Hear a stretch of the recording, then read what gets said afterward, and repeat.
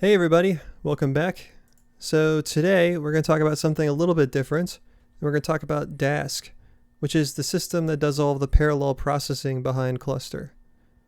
So you might have noticed in some of my other videos, or if you've used this before, that when I drag a file in and I just start a conversion process, or anytime you start the first process, you get these little lines here. Let me zoom in a little bit. You can hold control and do mouse wheel to zoom. Okay. You get these lines here, and this talks about the existing Kluster client. So the first time you run, it's going to start this client. And this client is like the scheduler. You give it a task, and then it runs that task on each processor in parallel on your computer. Another way you can do this is if I close this project and I go to setup Dask client, you'll see two options here. So one is the local cluster, which is the default, and that's what you saw before when I just dragged the file in and started it. That's where it just runs the cluster on the computer that you're at. Another option is the remote client, which is the fancier. You have multiple servers and you're running this on one server and it's communicating to other servers. It's a little more sophisticated and also untested in Kluster as of yet.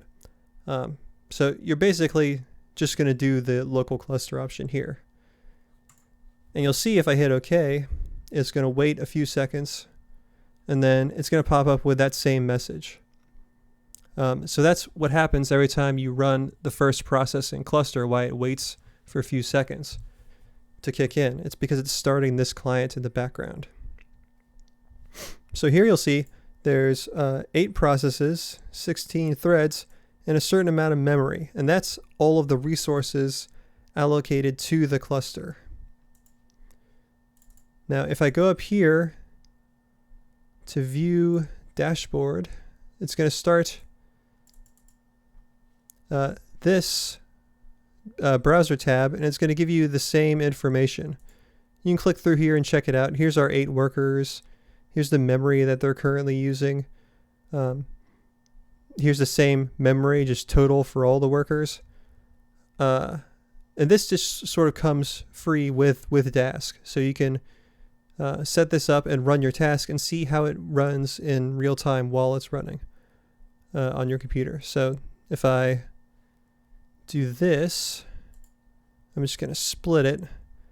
It's not quite that great a view. It's a lot of windows, but you get the drift. So if I drag in my data from last time,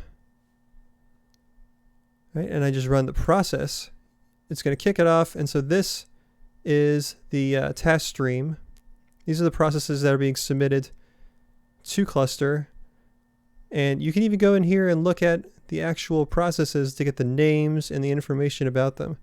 So this is kind of an interesting tool for looking at, how much memory is it using, statistics about the process, what it's actually doing, which has been interesting in development and also interesting in troubleshooting problems while you're running.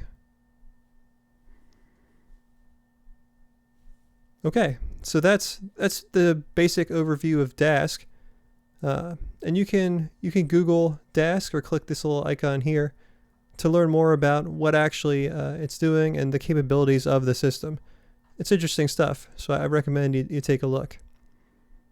And that's all for this video. I'll talk to you next time.